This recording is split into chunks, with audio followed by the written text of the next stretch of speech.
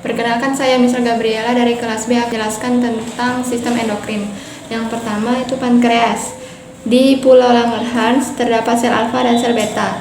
Sel alfa ini terdapat hormon glukagon yang digunakan pada hati untuk meningkatkan kadar gula darah. Pada sel beta terdapat hormon insulin yang digunakan pada sel tubuh untuk menurunkan kadar gula darah. Lalu ada hormon adrenal. Hormon ini terdapat di bagian atas, kiri, dan kanan ginjal. Di bagian adrenal ini terdapat dua bagian, yaitu adrenal cortex dan adrenal medula. Adrenal cortex ini terdapat 3 lapisan, yaitu zona glomerulosa yang menghasilkan hormon aldosteron yang digunakan pada ginjal untuk mengatur keseimbangan garam dan air dalam tubuh dan berperan dalam mengontrol tekanan darah dan volume darah.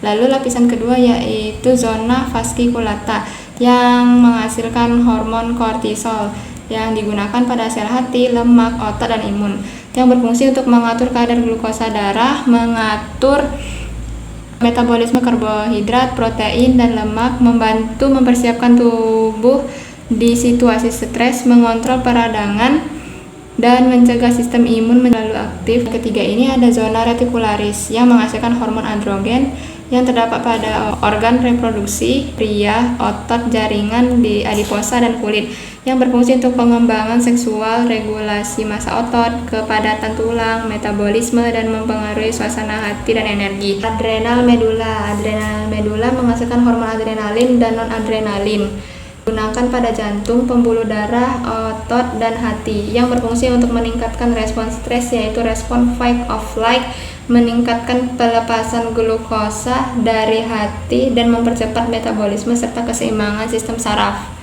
Yang ketiga ada hormon tiroid. Hormon tiroid berada di hipotalamus pada bagian thyroid gland yang berbentuk seperti kupu-kupu. Di thyroid gland ini terdapat 3 hormon, yaitu tiroksin, triiodotironin, dan kalsitonin.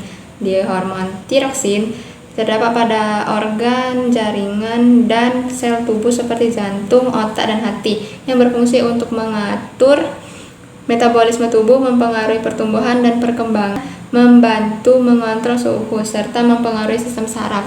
Yang kedua ada triiodotironin yang terdapat pada organ, jaringan, dan sel tubuh, yang berfungsi untuk meningkatkan metabolisme, mengatur suhu tubuh, mempengaruhi pertumbuhan dan perkembangan, menstabilkan fungsi kardiovaskular, dan mendukung fungsi sistem saraf.